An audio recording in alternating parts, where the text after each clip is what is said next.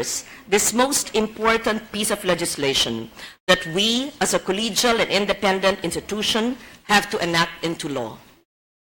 It is for this reason that, as chairperson of the Senate Committee on Finance, I am happy to report to you by Section 24, Article 6 of the Constitution, is to propose amendments as regards the national budget for fiscal year 2018. Complete. And the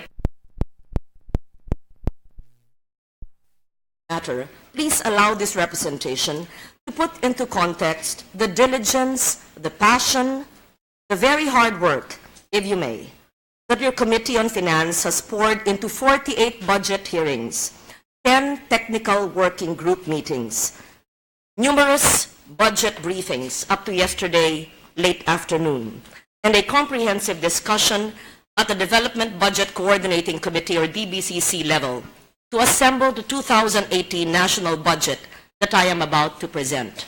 Mr. President, encounter during one of the public hearings on the 2018 national budget. It happened last September 14 when the Executive Director of the National Commission on Indigenous Peoples, I think she's the chair, Leonor Oralde Quintayo, waxed emotional when your committee, upon the motions of Senators Juan Miguel Zubiri and Sherwin Gatchalian, approved the restoration of the NCIP's budget, which the House of Representatives had reduced to only 1,000 pesos, together with the budget of an important constitutional body, the Commission on Human Rights. The significance of the moment was not lost to the NCIP officials, because during the hearing, members of your committee took turns in chastising them for the apparent lack of seriousness in their work. This representation herself rebuked the agency for its monumental failure, not only in defending the rights of our 14 million indigenous peoples, but also in promoting indigenous culture and knowledge. An agency, I said, that does not have the drive and the passion to preserve IP culture and heritage needs a rap in the head to wake it up from the stupor. This was what the House of Representatives did by defunding the NCIP. Still fresh in my mind was the seemingly unabated and yet unsolved killings of Lumad leaders allegedly by paramilitary forces years ago. I can remember a few of them, like Emerito Samarca, head teacher of an award-winning Lumad school in Lianga, Surigao del Sur, and Lionel Campos and Juvelo Sinzo. These, as well as many other crimes buried and forgotten as statistics, are as repugnant as the admission by the NCIP top official that the incidence of poverty in the country remains high among IPs. As to what extent, the NCIP did not say, but if we juxtapose the IP situation vis-a-vis the 21.9 million Filipinos who were considered poor in 2015, then what I just related speaks about the whole story of the 2018 General Appropriations Bill and its supreme importance and primacy to our national life. The 2018 General Appropriations Bill is a national expenditure program touted by the administration of President Rodrigo Roa Duterte to bring about inequality-reducing transformation or pagbabago. A budget seeking to enhance the social fabric or malasakit, one that will increase a country's growth potential or patuloy na pag-uunlad, and an expenditure program that seeks to maintain the foundations for sustainable development. Mr. President, esteemed colleagues, it is against these benchmarks that your committee examined the 2018 GAB. However, the overriding constant that guided us in proposing refinements in the national budget proposal touches the very core of the question. And I ask, will this budget affect real change among those who genuinely need the government's preferential care and support? The 21.9 million poor Filipinos are farmers, fisher folks, children, self-employed, and unpaid family workers, women, youth, migrant, informal sector workers, senior citizens, the differently abled, the urban residents who are unaffected by and oblivious to the rhetoric, the bureaucratic turf battle sometimes, the corruption, and the fake news breaking every single day. These basic sectors may not even know that the 3.767 trillion pesos the government is asking the Senate and the House to enact into a law is actually a deficit budget, meaning that disbursements to support this budget will total 3.364 trillion pesos, part of it, or 523.568 billion pesos, will be financed by borrowings, of which 80% will come from local sources and 20% from international lenders.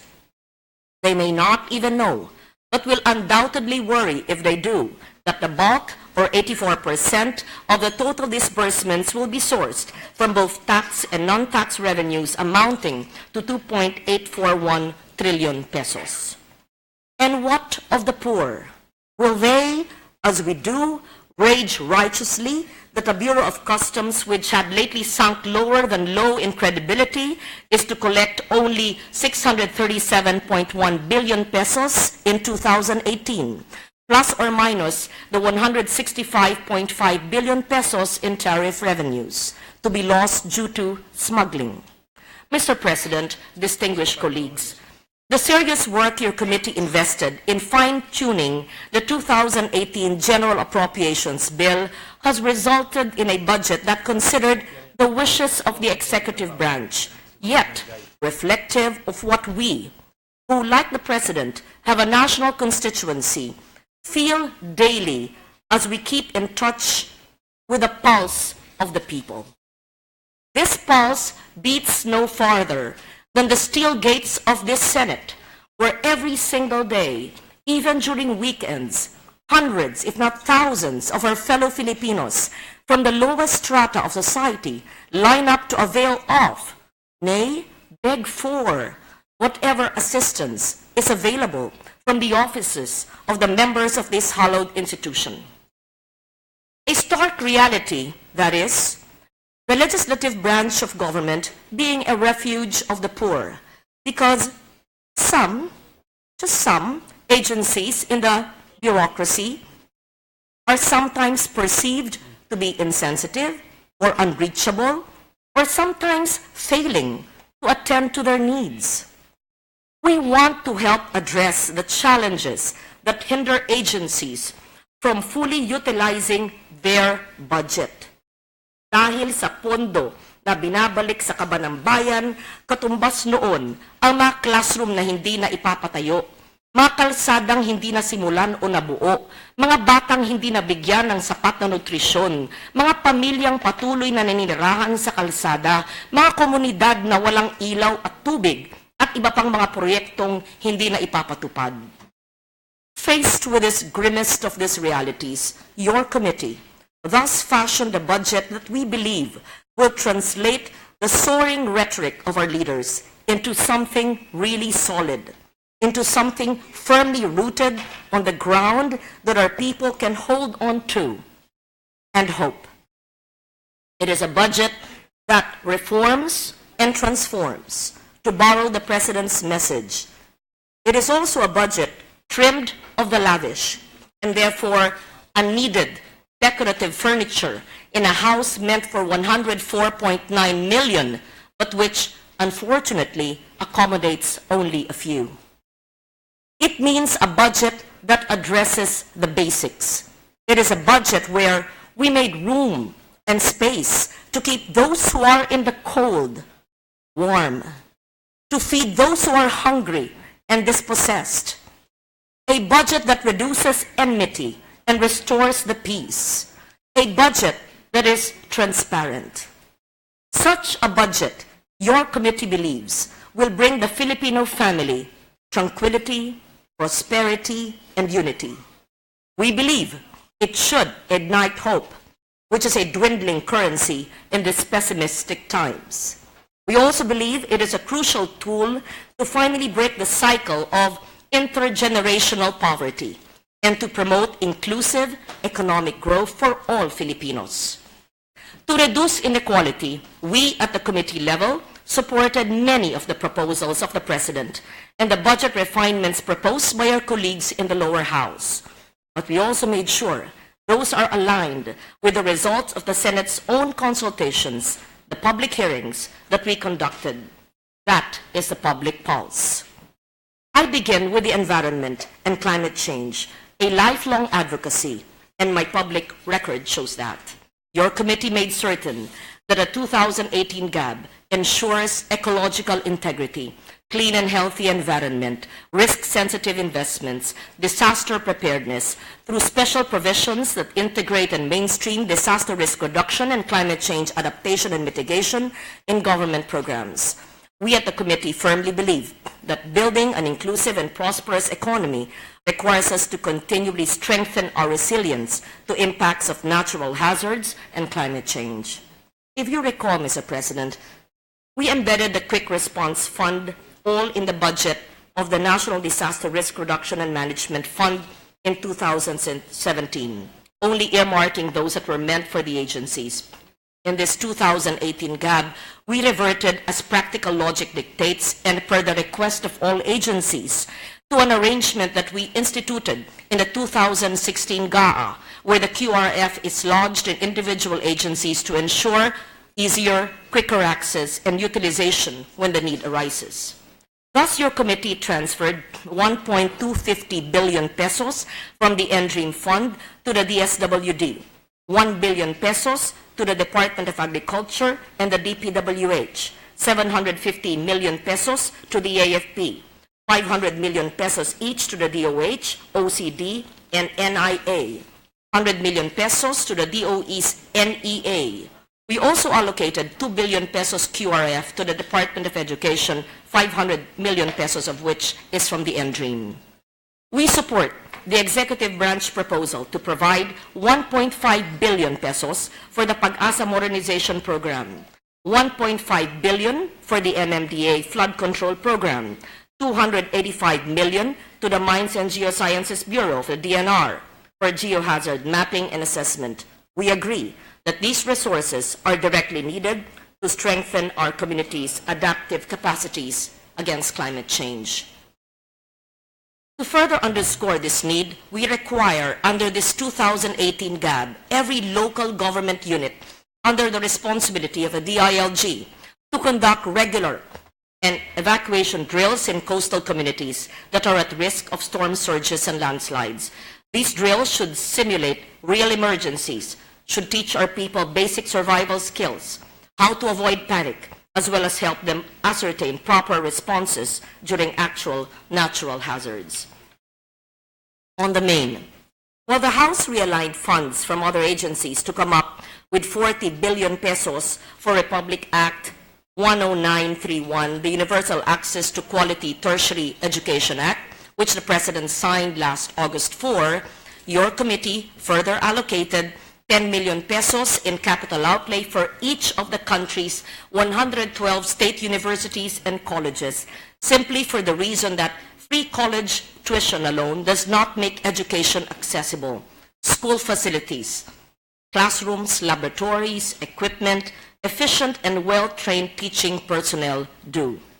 And to support enrollment in science, technology, engineering, agri-fisheries, and mathematics STEAM courses, which is now noticeable, we have realigned 327 million pesos within the budget of the DICT for free Wi-Fi for all SUCs. Global interconnectivity should extend from the homes to the schools, then on to the workplaces. For basic education, we've increased the chalk allowance for teachers from 2,500 pesos to 3,500 pesos, all amounting to 770 million pesos to sustain the increases we started in 2015. Our instruction to the Department of Budget and Management and DepEd is to please, if possible, release this allowance before the start of classes in 2018. We continue to support the efforts of the DepEd for the conservation and preservation of all remaining Gabaldon-type school buildings and other similar heritage sites, as well as its site development plans. In the 2018 budget, we've allocated the amounts of 1 billion pesos and 435 million pesos, respectively, for each of these priorities. The budget we fashioned out is a budget of continuity and sustainability. In 2017, we overwhelmingly supported PhilHealth with additional 3 billion pesos so that all Filipinos, even the 8 million nameless, faceless, vulnerable, marginalized population, can be covered by the government's point-of-care program. We are providing PhilHealth the same amount for 2018. We ask PhilHealth to please aggressively inform the needy of our country of this health subsidy. Also in 2017, we set aside 2 billion pesos in irrigation fee subsidy so that the National Irrigation Administration will no longer collect irrigation fees from our poor farmers. We earmarked the same amount for the same priority in the 2018 budget. My hope is that next year, when the NIA comes back to report to us the use of the money, it will tell us that the 34.3% poverty among our farmers, the poorest among the basic sectors, would have been significantly reduced. In this budget for next year, we reflected our continuing effort to reduce the inequality that victimizes the poor by setting aside 2 billion pesos for the repair, rehabilitation, and construction of additional DSWD centers nationwide. This amount became available after the DSWD's own internal housekeeping, which saw it realign its 1 billion pesos from its Sustainable Livelihood Program and another 1 billion pesos added by the committee. This is unprecedented, Mr. President, in terms of capital outlay for the DSWD. After the repair, rehabilitation, and construction are done, we expect the department to make available at these centers the services of a respectable shelter, access to water and electricity, working toilets, beds, proper ventilation, adequate lighting, and other essentials. We expect nothing extravagant, just what is basic and humane. We have to treat our poor with dignity, Mr. President. We continue to support the Conditional Cash Transfer Program by upholding its 89.408 billion pesos allocation, of which 31.68 billion is for rice subsidy. For 2018, an amount of 270 million pesos for the Early Childhood Care and Development Nutrition Package for the first 1,000 days have been set aside under the National Nutrition Council that will benefit children and adults in 16,419 barangays worst hit by malnutrition. This is a timely intervention to address the 31.4% poverty rate among the Philippines' children population, the third highest among the basic sectors. For the second year in a row, we are funding the Centenarians Act by allocating 189.5 million for a one-time cash grant of 100,000 each to 1,895 senior citizens aged 100 years and over. For the surviving spouses of the World War II veterans, your committee has allocated 1.647 billion pesos for the full, not partial, payment of total administrative disability arrears, a shameful ingratitude to those who shed sweat and blood and sacrificed lives so we may live in liberty and freedom. In addition, we set aside 30 million pesos for the construction of a hospital in Mindanao for a dwindling number of veterans. We support the proposition of the President that this budget is one that will increase the country's growth potential, patuloy na pag-unlad. This being so, we followed through our support of 1 billion pesos to the government's Pondo para sa Pagbabago under the Small Business Corp by setting aside the same amount in 2018 to boost the continuous development of MSMEs, which comprise the largest bulk of enterprises in the country. We also added 800 million pesos to the House-approved 200 million pesos for the provision of the shared services facilities. SSFs are development, support, equipment, and systems that will be made available to MSMEs to make them productive and competitive. Of the 1 billion pesos for SSF, 200 million will be for state universities and colleges that implement livelihood initiatives, 100 million pesos for schools of living tradition, 50 million pesos for MSMEs of the Marawi evacuees. We are one with the President and our colleagues in the lower house in batting for increased infrastructure spending to herald the so-called golden age of infrastructure. Aside from stimulating economic activity, estimated at a GDP growth of 7 to 8% in 2018, creating decent jobs expected at 1.6 million annually, attracting more investments, the build, build, build philosophy will ultimately expand to building human capital and inclusive social justice. Thus, we support the budgets of the agencies with hard infrastructure requirements, 30% in total of the 2018 national budget. And as one of the safeguards against waste of public funds, we are writing a new special provision that requires all government agencies with infrastructure projects to post in their official websites the status of such projects, including geotagged photos, contractors' names, project's cost and location, and project start and target date of completion. Speaking of Marawi, we support the move of the House to provide for the rehabilitation of the city, but we were firm in our stand that the budgetary allocation should be increased.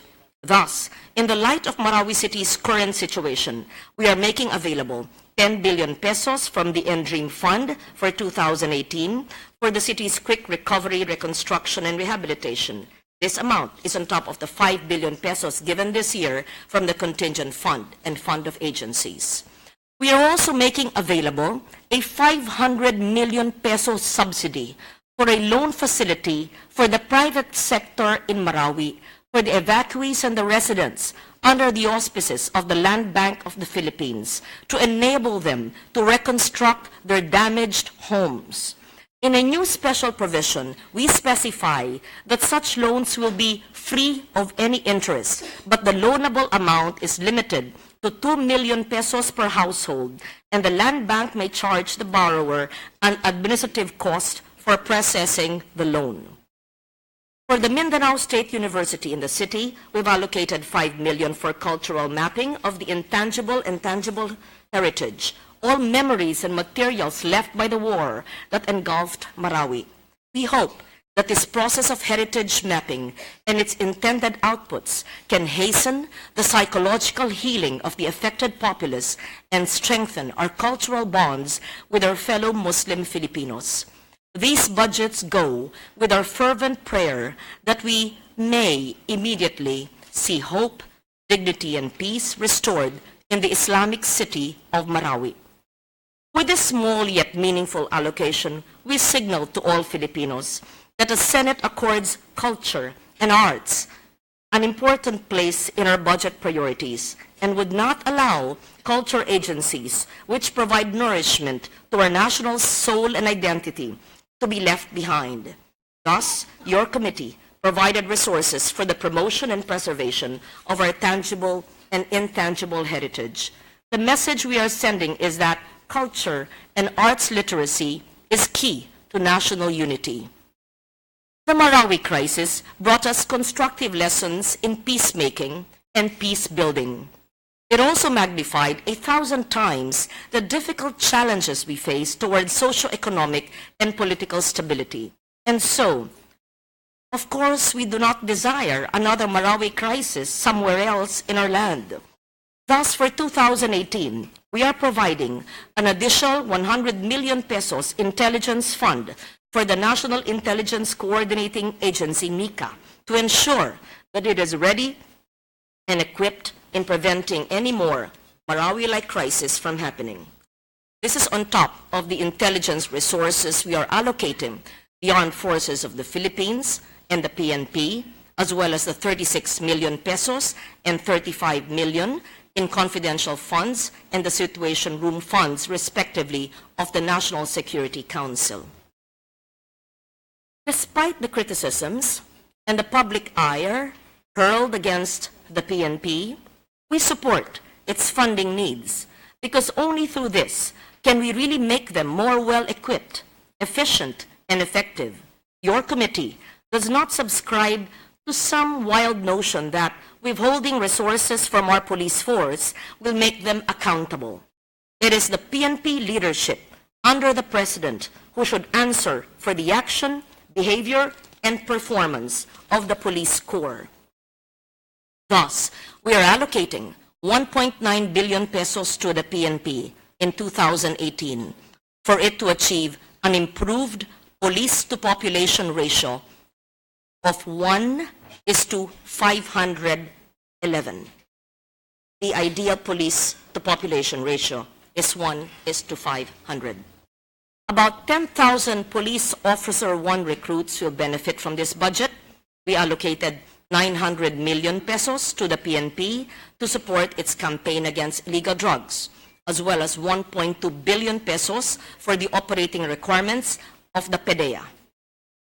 By way of support to PNP operations, we are also providing 100 million pesos for the purchase and installation of closed-circuit TV for the PNP Command Center, which we provided this year, 2017, as well as an initial 50 million pesos for the acquisition of body cameras for police officers in highly urbanized areas. We are setting aside 47.734 million pesos to finance the upkeep of the PNP Women and Children Center. For our armed services, your committee has crafted a new provision for the unprogrammed appropriation of 2 billion pesos, which shall be used exclusively to support the requirements of the AFP-PNP housing project under Republic Act 7279-7835. Every soldier and police officer, through his or her work, may be on the field and outdoors. They need a shelter to go home to, as much as we citizens do. Your committee has increased from 2,000 to 4,000 pesos a month the hazard pay for the men and women of the National Bureau of Investigation, or 13.536 million pesos, knowing the risks that they take in performing their duties and responsibilities. For the Philippine Coast Guard, we provided an additional 120 million pesos for the installation of buoys in Coast Guard stations nationwide to ensure safety at sea, especially in the eastern seaboard facing Philippine Rise. While seemingly minuscule in amount, this action is part of our efforts to secure Philippine Rise and signals to the world, particularly to our neighbors in Asia, that we have the political will to assert the integrity and our sovereignty over Philippine territory. Likewise, your committee has allocated 8.2 million for the hazard pay of Department of Foreign Affairs employees in hardship posts, which are increasing in number given the very volatile socio-economic and political situation in many parts of the globe that has engendered problems like terrorism and transnational crimes and disease. Our diplomatic personnel should be well protected as they respond to the challenges of their official representation of the Philippines as an active member of the international community. To ensure a more efficient judicial system, we are providing additional 426 million for the Sandigan Bayan for next year. The amount is inclusive of a 10 million peso rewards fund for whistleblowers. In this budget, the Supreme Court gets an increase of 100 million, the Court of Tax Appeals and Court of Appeals 2 million each. The following constitutional offices also get their fair share in the form of increases in the 2018 budgets. Civil Service Commission, 71.8750 million. Commission on Audit, 40 million. Commission on Human Rights, 156.432 million on top of its restored budget. Office of the Ombudsman, 143.653 million pesos, specifically for the implementation of the electronic filing of the Statement of Assets, or SALN, of government officials and employees, worth 16.653 million pesos, and for its building, 127 million. Mr. President, distinguished colleagues, I could not have completed the serious but fulfilling and productive task of fine-tuning the 2018 General Appropriations Bill without the esteemed company of our very hard-working vice chairpersons, Senators Sani Angara, Pam Aquino, J.V. Ejercito, Ping Lacson, and Cynthia Villar, to whom this representation is sincerely thankful and grateful, not only for their meticulous employ of their own fine-tooth combs in asking the relevant questions on the budget, but also for their diligence and wit. I should not miss to mention all of our distinguished colleagues who have participated in our public hearings, both in the majority and the minority. All of you here in the chamber have surely enriched our discussions, and you deserve our people's commendation. I could not do it without you. The Filipino people are awaiting with nervous anticipation and hope the translation of the outcomes of the Duterte administration's budgetary proposal into meaningful, tangible, and real-life affecting reforms, as well as real and solid benefits, yung nararamdaman ng pinakamahihirap na Pilipino. As chairperson of your Committee on Finance, I myself am getting very impatient for results and watching closely how things will change for the better for our people. This must actually be fast and sooner, I often tell myself. Yet, as elected senators, duty dictates that we, as members of a collegial institution, must show the way in so-called drinking tea from an empty cup, the highest degree of patience, as Confucius himself taught. This is what we do in a democracy. We adhere to certain rules, processes, and systems in our work to prevent disorder, if not chaos. And this adherence to rules, processes, and systems applies to our work in the national budget. We must propose or concur with amendments as the Constitution instructs us. That is why today, on behalf of your Committee on Finance, I propose for the Senate's approval of and concurrence with the 2018 General Appropriations Bill, as thus presented under Senate Committee on Finance Report 167, programmed new appropriations, 2,786,187,550,000 pesos, and program appropriations, 75,340,000,000 pesos. Total new appropriations, 2,861,527,550,000 pesos. Mr. President, I now make myself available to answer any question from the distinguished members of this chamber. Once again, salamat po. Mr. President, Majority Leader. thank you. We wish to commend and thank the distinguished lady from of the Committee on Finance for the hard work that they have done together with her Vice Chair. Now, we have the schedule rundown of the agencies to be considered today as follows. In this morning's session, we will be tackling the general principles and hopefully be able to finish it before lunchtime. But if not, then we will continue later on. And in the afternoon sessions, the schedules are the Department of Finance and the attached agencies, the budgetary support to government corporations, the Department of Budget and Management, the allocation to local government units, National Disaster Risk Reduction and Management Fund, Contingent Fund, Miscellaneous Personal Benefits Fund, Pension and Gratuity Fund, and unprogrammed appropriations. So to start off, may I move to open the period of interpellations for House Bill 6215 under Committee Report 167. Any objection? Hearing none, we are now into the period of for interpellations. Mr. President, for the general principles, we now recognize the sponsor, Senator Loren Legarda. And first on the schedule to interpellate is Senator Pampilo Lacson. The sponsor.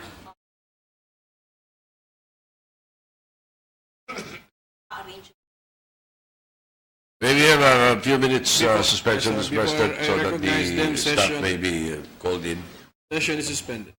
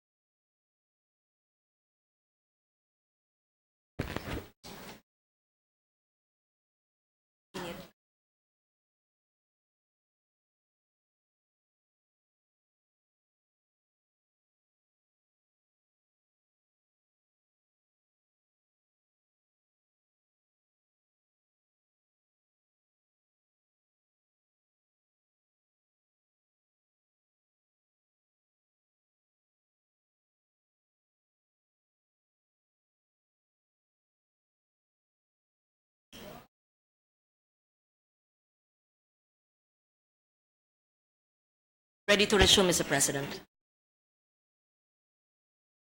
Session is resumed.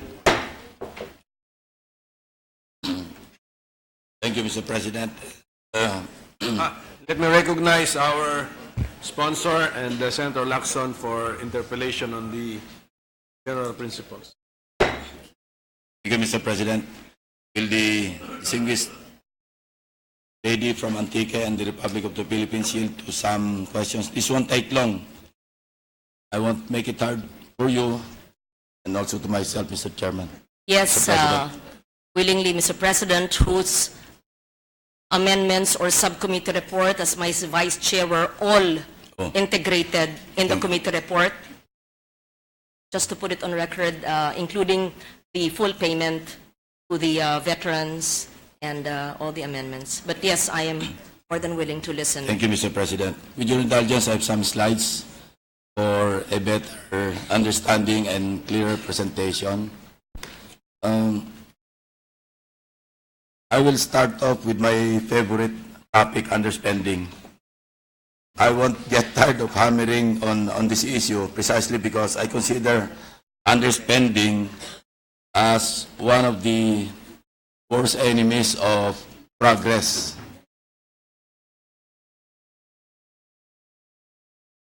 Tinipan po ng DBM yung underspending. Ito napakaliwanag kasi tinagalog na po nila sa kanilang FAQ, no?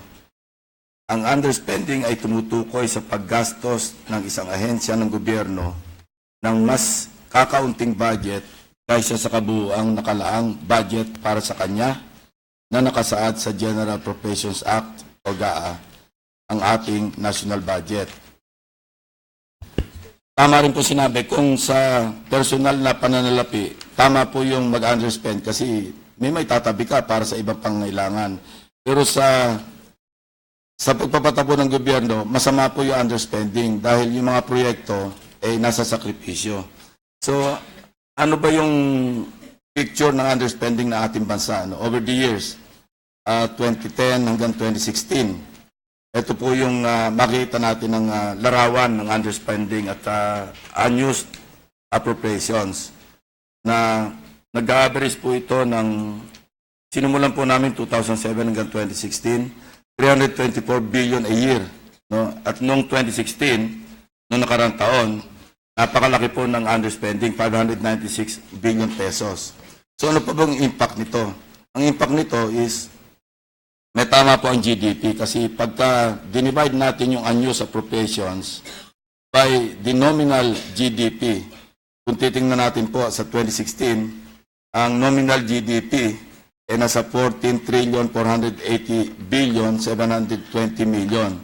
Kapag ito'y consider natin o equate natin yung unused, ang nawawala po sa GDP growth, sa growth ng ating bansa, sa 2016, 4%. Ang ibig sabihin po nito, kung nagkataong walang underspending sa taong 2016, I don't know kung tama po yung aking pagkakaalam dito, pagkakaintindi.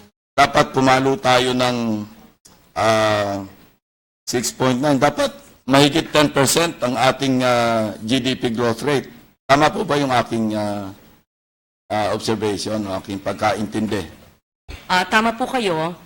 Pareho po yatang ating binabasa sa 2016 nga, ayon sa aking tala, ay 596.6 billion nga yung total unused. At I think yun ang tinutukoy nyo, na syempre ito po ay nakakaapekto at nakasaad po to sa aking speech earlier. These are less classrooms built, less roads built, and less services to our people rendered. Well, my question is, what does the government, the present government, intend to do to correct this? To spur the spending spur of agencies. Yes. Yung specific po, hindi yung rhetoric, Yes. Hindi naman po ako rhetoric. Hindi po kayo, hindi po kayo. Oo, sige. Mr. President, kaya nga po nakasaad at priority po yung ating Budget Reform Act na hinahiring ko na po. Una, ginawa pong 12-month cycle para po ang pag-iisip ng ahensya o departamento ay pwede pa naman next year kasi continuing appropriations. Bagamat ang 2016 ay continuing appropriations po sa taong ito at yung 596 ay yung total unused ng December of 2016, but the budget for 2017 really will expire in December. And I know that the Department of Budget and Management Secretary Jokno frequently reminds all the departments through the cabinet members and their staff to spend, and they have very frequent monitoring of this. Second, in my speech I mentioned that we have a important special provision, especially for the infrastructure agencies, to upload in their website all details, target completion, contractors, location, to geotag everything. Because when people are watching, people who are implementing projects are perhaps not just more wary and careful, but also perhaps more efficient. Third, Mr. President, we intend to hold oversight committee hearings starting January, because we hope that the budget will be signed by the President by mid-December, to spur agencies and to really see their budget spending starting January and February. With this and more, Mr. President, we hope that there would be more efficient utilization of what Congress allocated. I have with me a copy of the GAB, yung House Bill 6215. Page number 623. It's a lines 45 and 46. May karagdagan pa po akong sagot sa inyo. Sorry Yes, po. opo. Ito po ay na-anticipate na ng DBM. May I just put on record and just to further elucidate on what I said. Itong una, yung budget reform bill, sinabi na po natin. Ito pong panukalang batas na ito from obligation budget to cash budget. Kasi po ang nangyari, for example, 2016 budget, hinihir ko 2017 budget of DOTR, for example. I was hearing it last year. And we saw that the previous DOTR did not spend for the regional airports and their seaports, etc. And so what the present DOTR did last year for the 2016 that would have expired was to transfer it to CAAP and to PPA just to obligate it. So, nagiging ugali po ng ahensya, hindi ko dinalahat po, wag naman po magalit sa akin, ay minsan, para lang ma-obligate po, ay linilipat para gumalaw. But we are not certain if all of these have actually been built. And so, under the proposed budget reform bill, we propose a shift from an obligation budget to a cash budget, and from a 2-year appropriation, which I mentioned, to a 1-year appropriation. And clearly, this will really impose greater discipline on the agencies to manage their budgetary funds so that within the year, they can deliver the goods and services and not only enter into contracts. Because I am one with you, Mr. President. Ayaw po natin masasabi, ang laki ng budget. Linaan namin ng pondo. Nasaan? Ayan, na-obligate na. No-obligate. Hindi naman naitayo. Ang gusto natin, cash budget, na disburse ang pondo, tumataas yung building, yung gusali, nagagawa yung highway, nandyan yung tulay, nandyan yung pagkain sa mahihirap. Yun po ang ating gusto. At yun po sana ang mangyayari pag mapasa natin yung budget reform. But even before the budget reform bill is enacted, we already are doing this 12-month cycle now. Second, sir, the budget and treasury management system will integrate appropriations, allotments, cash allocations, commitments, disbursements, and reporting functions in a single system, and monitor the status of appropriations, allotments, obligations, disbursements online and real time. Yan. And they will do away with the manual processes and shift to automated financial transactions.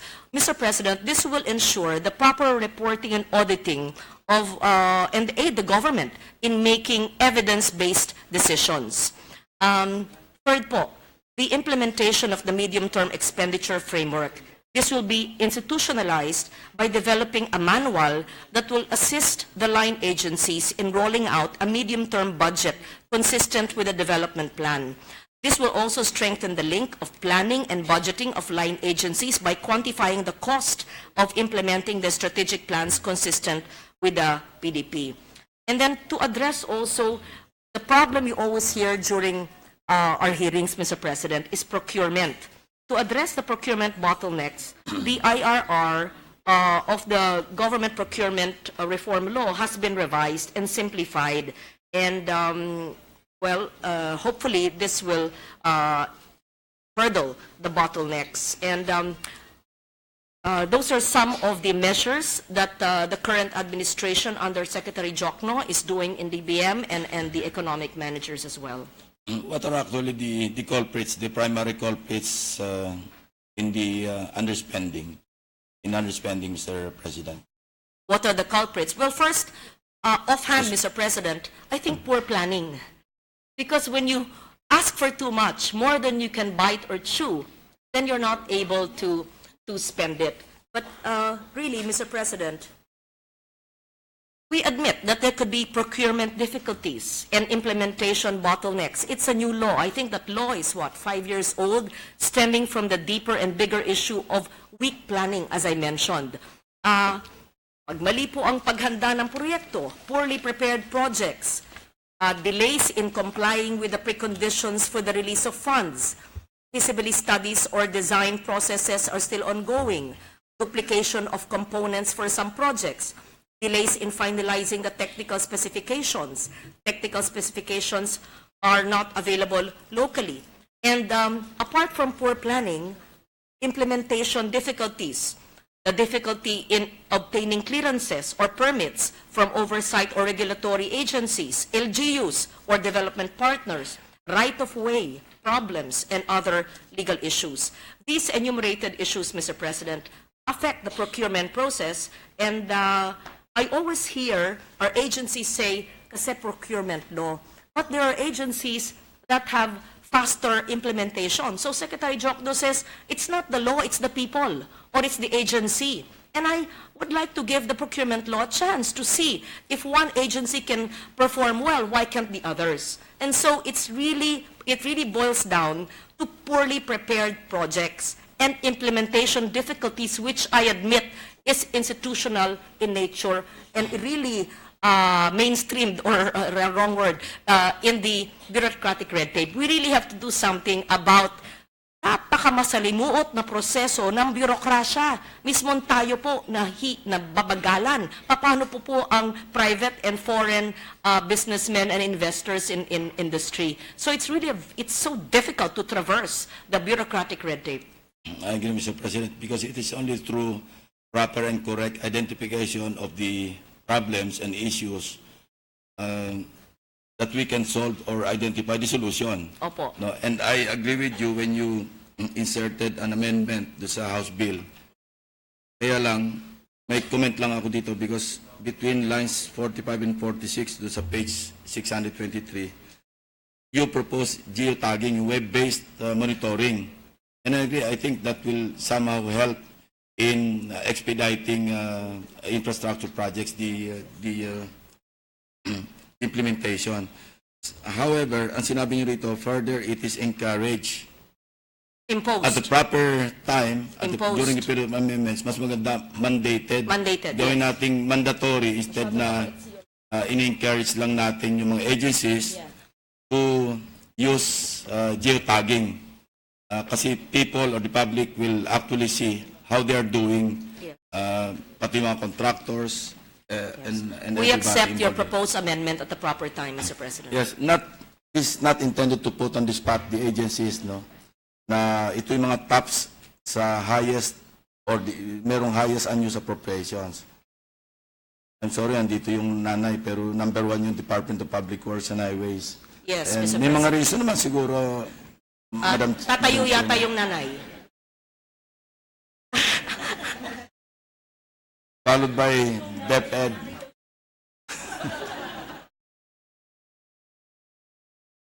Ito po, so ang tanong ko rito is, what does DBM and the leadership, no, intend to do with these departments? How would they be prodded to correct this crime? Ang tingin ko dito, Mr. Chairman, kasi we're passing a law, General Appropriations Act, and they're not complying with the law. So, medyo criminal ang dating nito. And ito yung actual unused saka unobligated nila. Mr. President, ito po hindi manggagaling sa akin. Ito po, kinukot ko po si Secretary Jokno. Simple lang pong sagot. You will lose your job. Okay. Medyo drastic naman siguro. Ayun po ang sagot sa akin eh.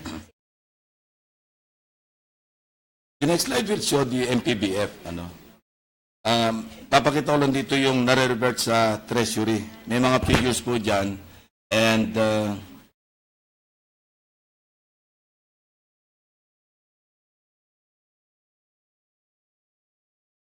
just to fast track, we'll go direct to reverted appropriations, no? Madam Chairperson. Ito yung mga nare-revert sa Treasury on account of underspending. Yan, malalaki po yung mga amounts. And I'd like to ask or to pose this question. Yung sa current, sa ngayon, do we have a data on how much the Treasury has at the moment? How much? How much does our Treasury have in cash and receipts?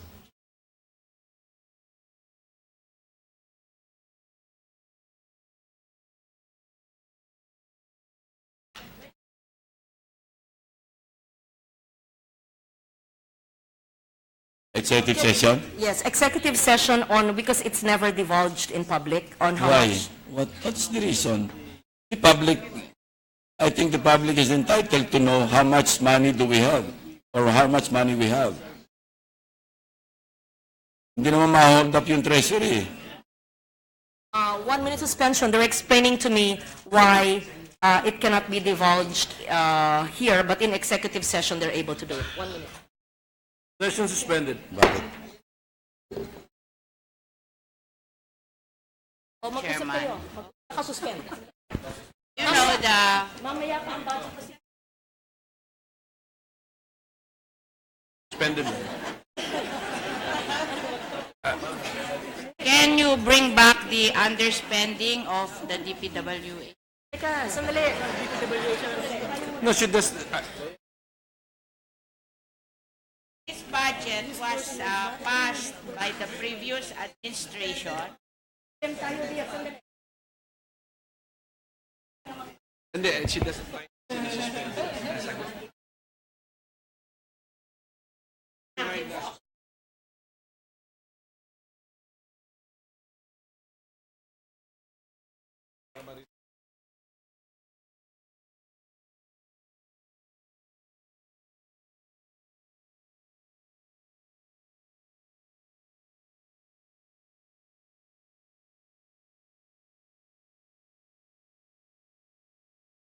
Mr. President, ready to resume.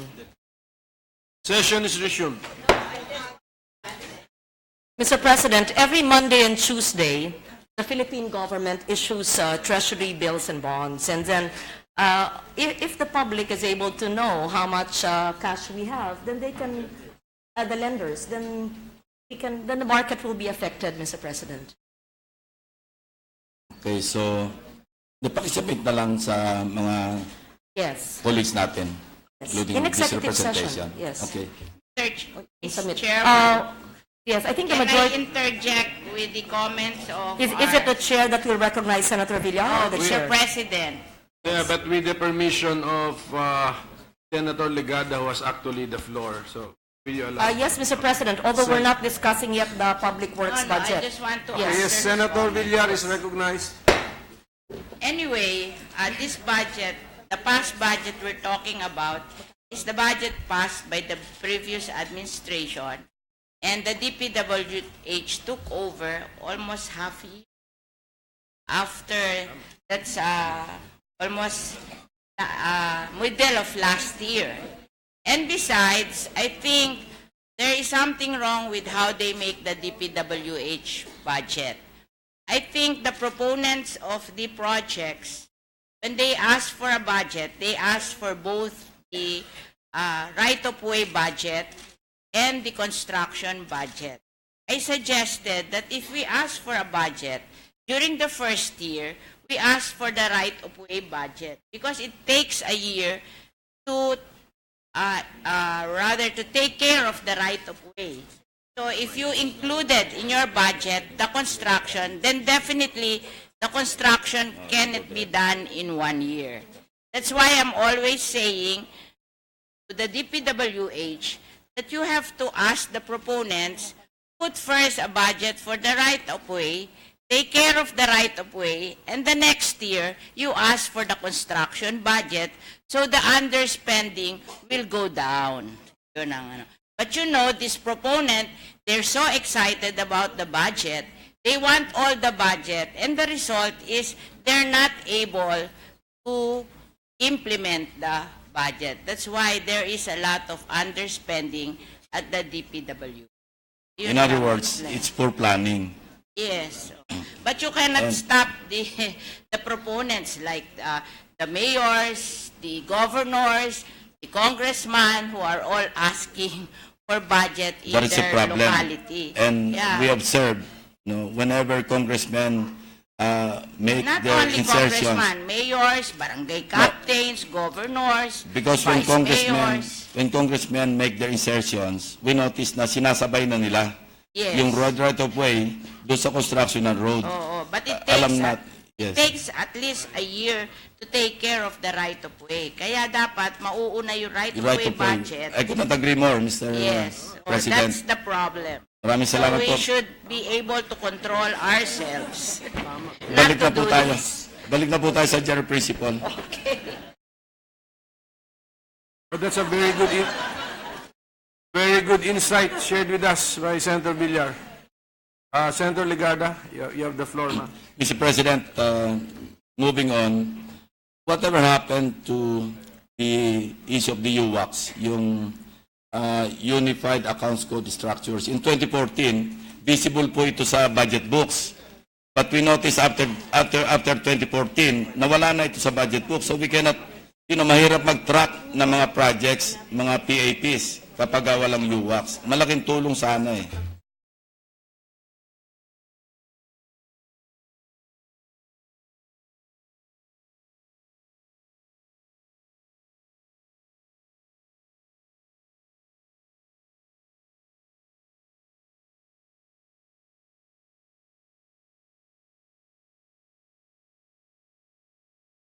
It's incorporated, Mr. President, in the budget. I understand.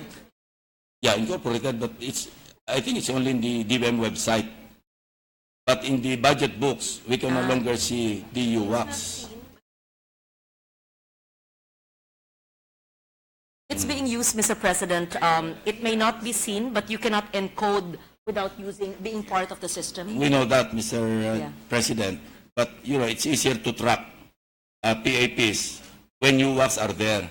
We noticed after 2014, when we raised the issue of UWACs and we were supporting it completely, biglang nawala sa 2015. Baka pwede balik natin.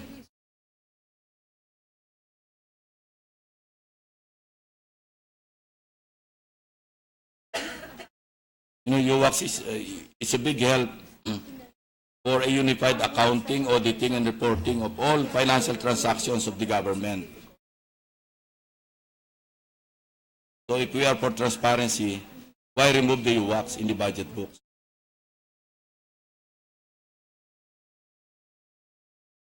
Ang alam ko rito, tinanggal doon sa babae. Mr. President, they're looking for the special provision where we provided for the use of the UWACs.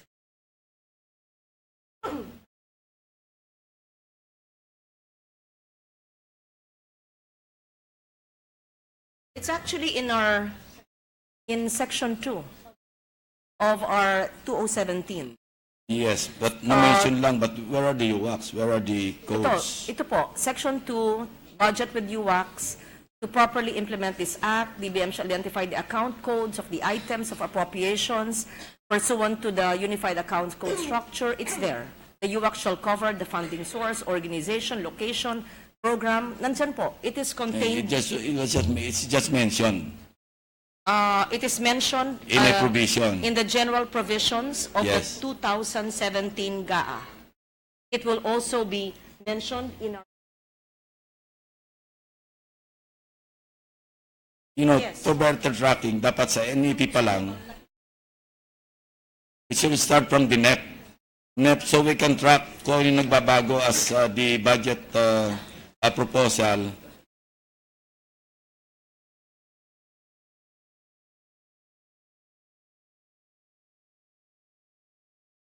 According to DBM, Mr. President, in the website, the codes are there. When you're in the DBM website, Yeah. the UAC We're talking of the codes GAA. are there. In the GAA. Hindi ba pwedeng from the NEP to the GAB to the Senate version all the way to the GAA, merong UWAC so we can easily track. Nahirapan kami mag-track na mga... There are amendments, so it will be very tedious. Because there are changes. Well, in this day and age of There computer, are 54 codes. Technology, And then from wala the nang NEP to the tedious GAB dyan. to the GAA. But once it's GAA, it's there.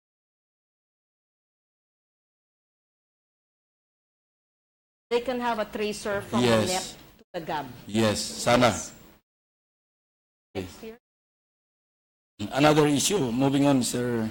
President, Madam Chair, yung procurement of common use supplies. No? There was an issue before in the Senate na ang dami raw procurement ng toilet paper. We found out, ang isang reason, itong common use supplies, there's a procurement service, matagal bago dumating. Ito, na-experience ng mga staff natin, ito is 6 months. Pag magre-request tayo ng mga laptops, magre-request tayo ng office supplies, 6 months, and sometimes we resort to using our own MOEs to purchase. Baka naman pwedeng ma-decentralize na ito, kaya maglagay ng mga warehouses in different locations. Eh ito, Senate na nga ito. You can just imagine yung agencies in the Visayas and Mindanao. It is in Section 20, under Section Mr. 20. President, they're going to do that. Yes, to have Home Depot. Common Depot. Regional depots are already. But how come we still experienced so much delay in our procurement?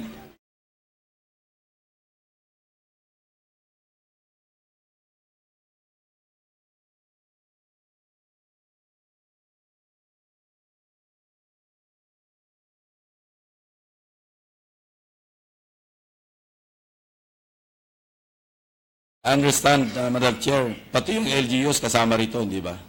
Procurement ng LGUs, kasama dyan sa electoral catalog. Not only national agencies, even the LGUs.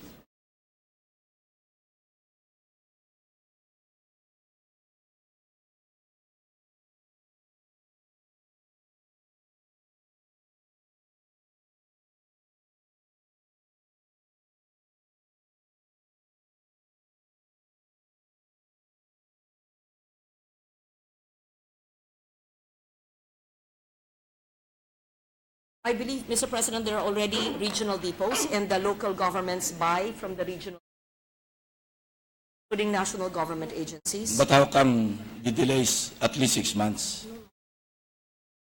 That's our experience. I just talked to my staff last night. No toilet paper? Lahat ng mga, karamihan ng mga office supplies, Mr. President.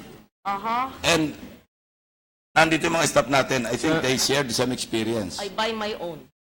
Yun nga that's the problem. We resort to using our MOE to buy our supplies. When in fact, we can procure it from the procurement service. Sure.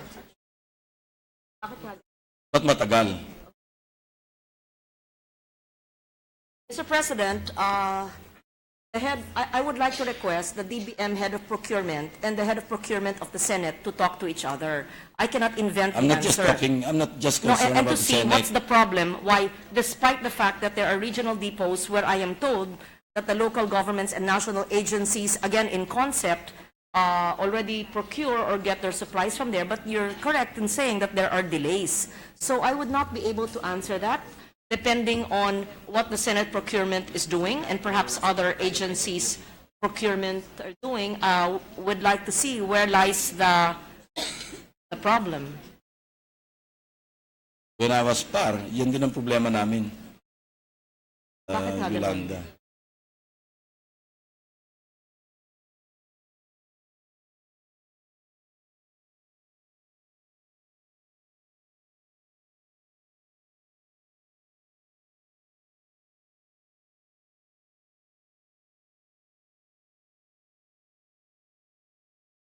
Now, 1 month delays, tolerable. Pero 6 months,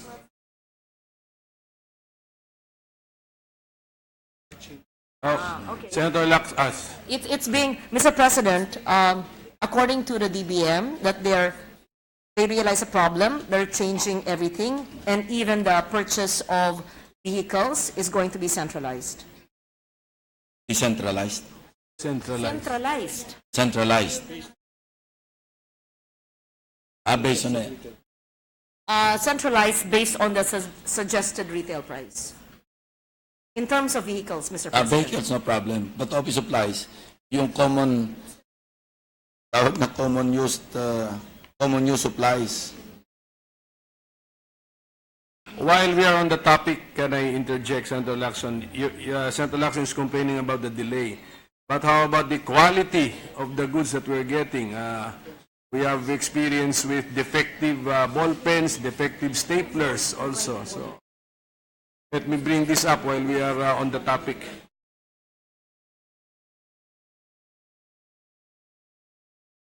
Ano ba yun?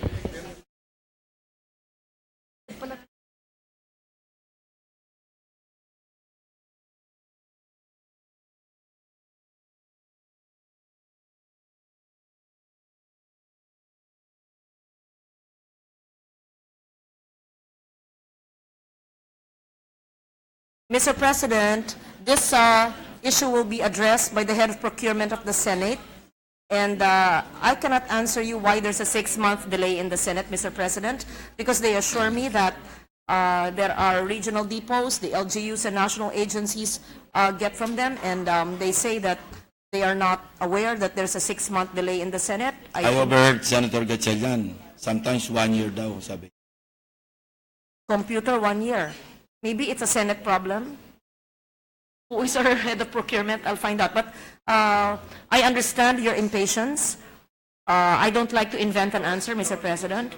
But during the break, then I can answer you this afternoon about Yes. the Senate procurement issue.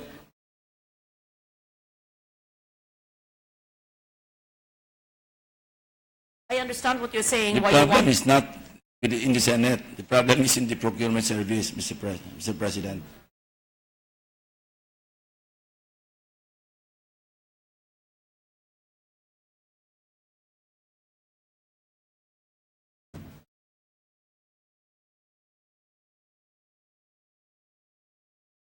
And the Senate President raised another issue, the quality of the procured materials.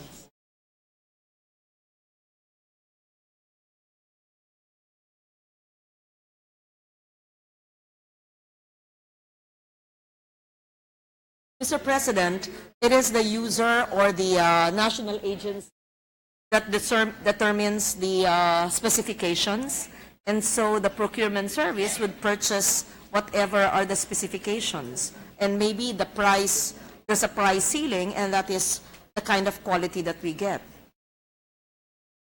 That's why I buy my own, Mr. President. But seriously, Mr. President, we will ask the head of the Senate procurement and the, because I'm sure it's not just the Senate Not just that's the Senate. experiencing this, it's the whole Bureaucracy. Not just the slowness, but also the quality. Anyway, let's move on, Mr. President. Yung impoundment, Section 60, I have a comment on this provision. No problem with the premise, yung if the appropriations are no longer required to fulfill the objectives originally sought to be achieved by the PAPs covering the same or in case of an unmanageable national government deficits. Okay lang yon, that's fine. Yung sa last paragraph, yung congressional inaction after the 45-day period is equivalent to an approval of the impoundment proposal. So pag hindi tayo kumibo, rescinded na. So it's as if we're passing on to the executive the power of appropriations. Remember, we have been deliberating on the budget. I have a proposal and I hope we can, at the proper time during the period of amendments, baka pwedeng baliktarin natin. Congressional inaction within the 45-day period is equivalent to disapproval of the impoundment proposal. Instead of silence means yes, let's make it silence means no. And I assume our colleagues will agree with me on this because it's tantamount to surrendering the power of appropriations to the executive branch. Yes, Mr. President. Next item, yung central versus regional. This is fine because 1:3 yung ratio. And it only shows that we really intend to download resources to the countrysides or to the regions. 66.4 against 33.6 non-regionalized budget. Because after all, nandiyan naman sa local government code na active dapat yung mga local development councils. That's where the national budget should emanate, not from the top to bottom. Dapat bottom up because they know kung ano ba yung needs and priorities in the respective areas. And this is not what is being practiced, Mr. President. We just simply ram down the throat of the end users by way of the national budget kung ano yung kailangan nila. That's why there's so much disconnect between the needs and priorities of local governments or the countrysides doon sa ini-impose natin sa kanila. So why can't we simply follow the local government code and make active all the local development councils, all the way up from the barangay, municipalities and cities, provincial, and then regional, all the way up to the NEP. Ang nangyayari, by October, pagtapos na yung deliberation ng mga local development councils and the governors who are also members of the regional development council, when they deal with the DBM, for example, they will be told na wala na, tapos na yung budget call. So how do we correct the disconnect between the local and the national? President, the regional development councils composed of the NEDA and the local government units. And the governors. And the governors, all the LGUs are consulted and they submit. They're part of the budget call, I am told, and their requests and their priorities are given to the economic team that prepares the budget. I've talked to some governors. Sinasabi nila, pagdating ng October, sinasabihan sila na tapos na yung budget. Halos na ipasa na, nasa Congress na. As a matter of fact, ngayong October, ngayon pala nag-meet yung mga local development councils. And I think we should correct the disconnect, pati yung timing. Dapat yung dinideliberate nila sa local development councils, gagamitin dapat yun for next year's budget. Or 2019, for that matter. Para sa ganun, ma-incorporate yung needs and priorities of the local... Because they know it best. Yes. Of course. They know their needs, they know their priorities. National government would not know that better than the local government units. Anyway, it's all in the Local Government Code of 1991. Yes. What's the purpose of creating local development councils if we are not utilizing them properly and timely? Mr. President, since our national agencies also have their regional offices and provincial offices, and they submit the requirements, and these regional directors consult with the local governments, and I am told that all the output of the local development councils are submitted to the national agencies. Their outputs are incorporated in the budget, I am told. Thank you, Mr. President. Ito yung mga issues. Issue number 1, duplication. DPWH and DepEd. Meron tayong items or allocations sa DPWH na DepEd infra, like school building. Why would we lodge in the DPWH budget school buildings that should be under the jurisdiction of the DepEd? It's okay if they will be the one to implement, but they should be lodged or part in the budget of the DepEd because they know more.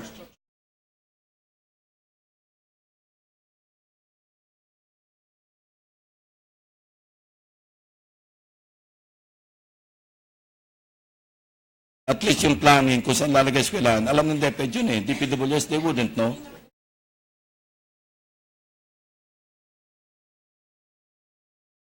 I have no problem with DPWH implementing the projects. But it should be DepEd that should determine where and how much they should program. Yes, Mr. President. First, the site development plan is lodged under the DepEd. Second, Yes. Mr. President, the basic education facilities where the school buildings are is lodged under the DepEd. And they're the ones who determine where the location will be. And once they have all the requirements, then they go to the DPWH for the implementation, since DPWH is the infrastructure arm of government. But why would the appropriations or the location be given to the DPWH? It should be with the DepEd and let DPWH implement. Tapos duplicitous eh. Mr. President, It's confusing, Mr. President, because there's already a budget under the DepEd budget. There's already an appropriations under the DepEd budget for school building program. There's another appropriation under the DPWH for school building program. Meron andyan, no? Andyan sa visual.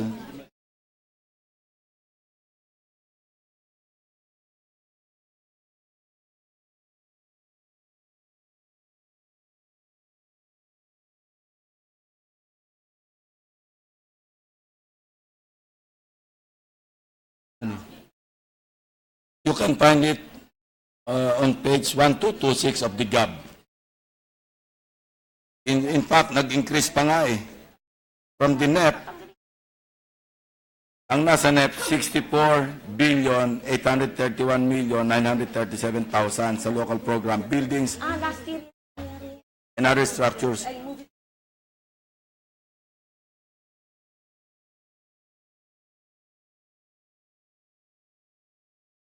Yes. DepEd. Mr. Look, President, there's the chart. yes, you're correct. You're Pakitim nyo nga yung ilaw para makita ng mga... You're correct, Mr. President. I understand now your question. Ito, Mr. President. Maliwanag na po, ililipat po natin sa DepEd. Dahil ang DepEd, nasa kanila nakalodge, yun. Ito po, sa NEP, wala. Tama? Wala sa NEP. Pagdating sa GAB, nagkaroon. Yun ang problema. Ibabalik natin sa NEP. Mr. President, pagdaan ng BICAM niyan, lalaki pa yan. Ito yung sa 2017. Mr. President, with the permission of With the permission of our colleagues, Senator Recto wants if I may add to the discussion on this issue with the permission of our two colleagues, Mr. President. My understanding is this. What is lodged in the DPWH are line item appropriations for school buildings, ready to go. What is in the DepEd are lump sum budgets that they have no idea where to put them yet. And I can explain that later on when I ask my own questions. That is my understanding, Mr. President, just to add that to the record. Thank you. Why would DepEd not have an idea where to put up the school buildings? Anong basis nila for asking that for that budget, for that amount?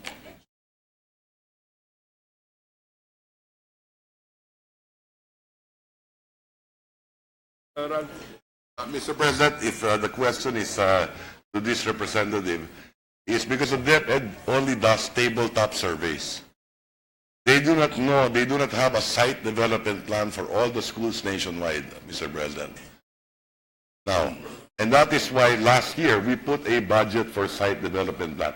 In fact, napakaliit, if I'm not mistaken, anywhere from 150 to 500 million lang for 2017 ang site development plan. So, when I say tabletop, talagang walang plano. They don't know the lot size.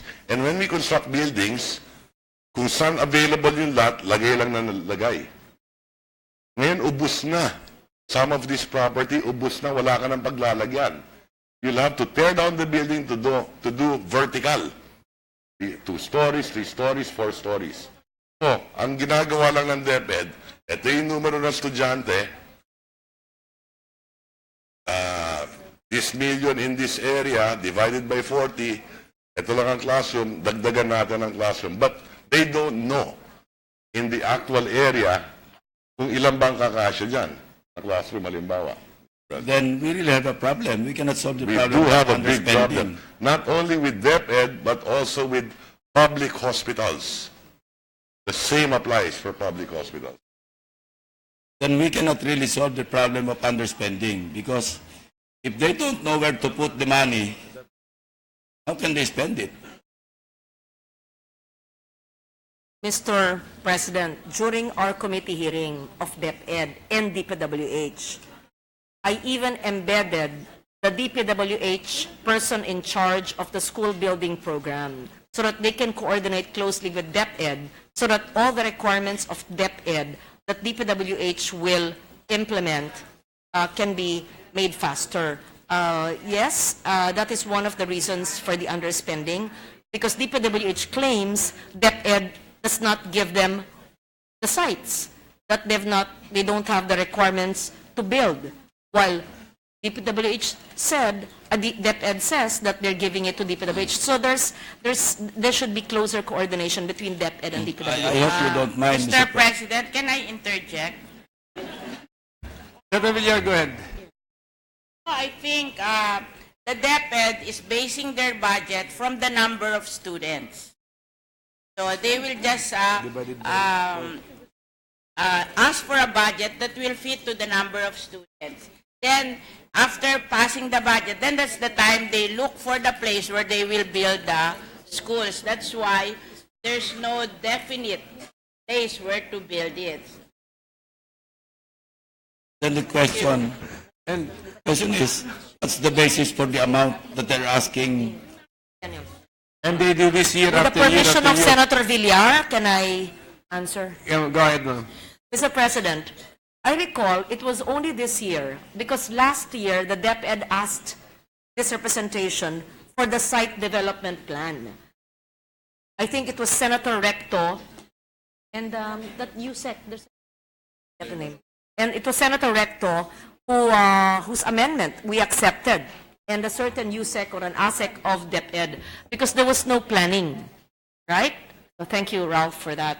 So, Mr. President, admittedly, in the past, there was no planning. There's a budget and they don't know where to put it. Kaya po, mabagal ang implementasyon. And that is the reason why it's one of the most slow-moving agencies in implementing it. And my understanding of the DepEd school building program in DPWH is these are particular sites already made available where in the districts, because the congressmen know their areas, along with local governments, there are available sites for the school building under DPWH. That's what I can surmise. I hope you don't mind, Mr. President, Madam Chair.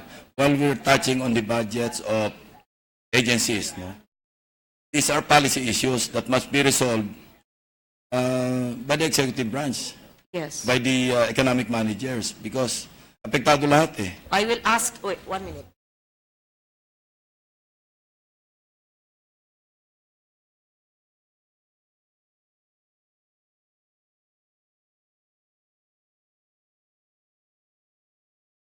You're correct, Mr. President. We therefore will go back to the NEP and to lodge all the school building construction under a school building fund under DepEd to be implemented closely with DPWH. Thank you, Madam Chair. Yes. Another issue, yung walang kamatayang Agno River. Saan po yun? Agno River, ito yung sa norte, mga Ilocano. Alam nyo, Mr. President, hindi na matapos-tapos ang appropriation ng Agno River. Repair and rehabilitation of Agno River. For the past 8 years, from 2011 hanggang 2017, 5.4 billion pesos. DP? Kaya nga, anong we keep on appropriating, hindi na matapos yung Agno River. Napakalinis na dapat yan. Tsaka baka napakalalim na yan. I think we're wasting a lot of, money.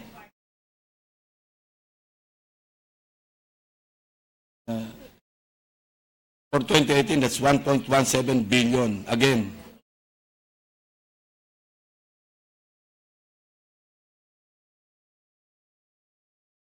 oh. Okay. Sa amendment na.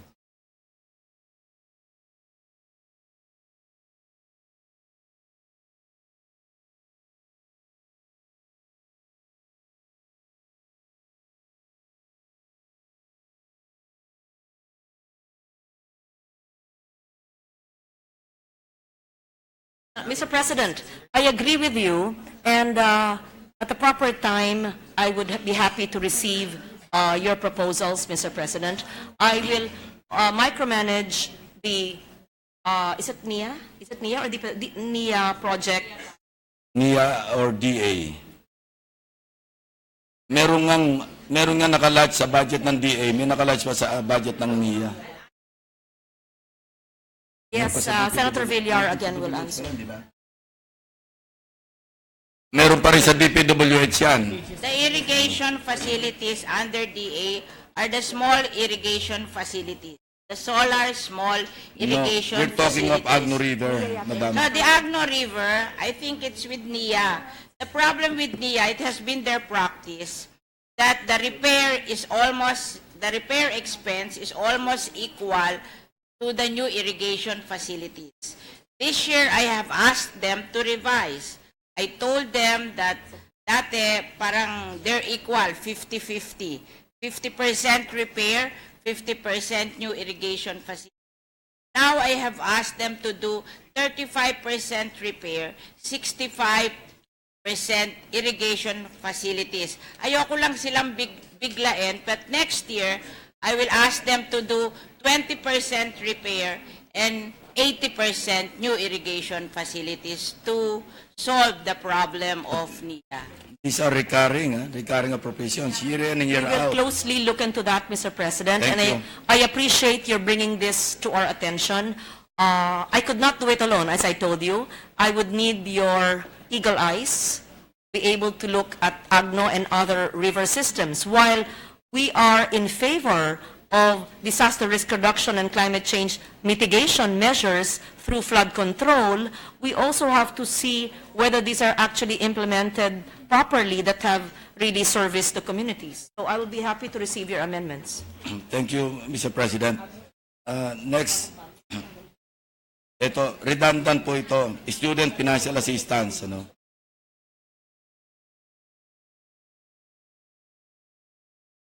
Meron na tayong universal access to quality tertiary education, 40 billion.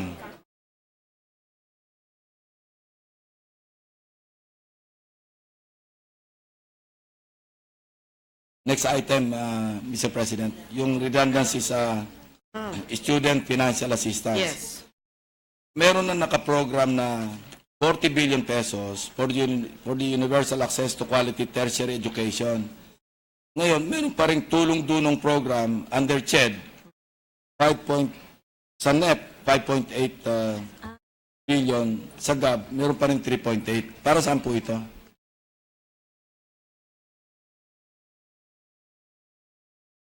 Mr. President, yes, the 40 billion is free college education for state universities and colleges. Tulong-dunong would include even those in private institutions for the indigent. yung DSWD. Meron pang DSWD 5.386. Ba't nagpapaaral na rin ba ang DSWD, Mr. President?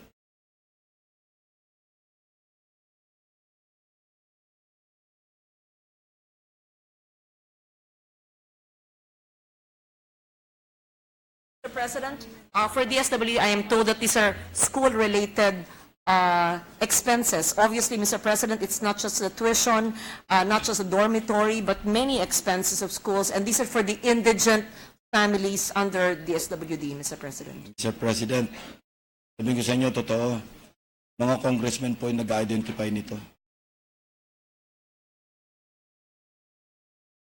Tulong-dunong, pati yung sa DSWD, ito yung earmarks ng mga congressmen. Mr. President, And walang qualifier ito. Hindi alam kung sino papadala, kung sino sulatan.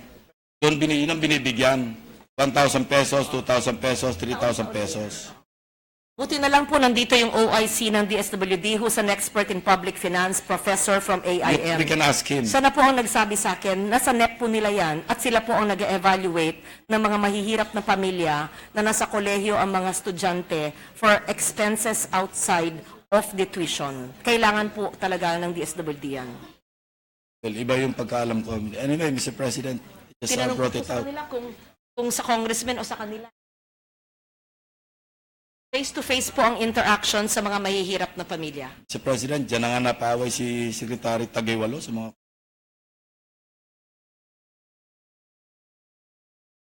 Anyway, Buti lang kayo. sige na po, I will not belabor that issue Mr. anymore. President, the USEC OIC was brought in by Secretary Taguiwalo and he's continuing the very strict guidelines and standards of Secretary Judy. Thank you. Anyway, that is all, and I'd like to thank the distinguished lady from Antique for being very patient and cooperative. Thank you. Thank you to my Vice Chair, whose help, Mr. President, I could not do without in crafting a very good budget. Thank you. And I look forward to your interventions relating to Agno River System and others, Mr. President. Mag-break muna tayo.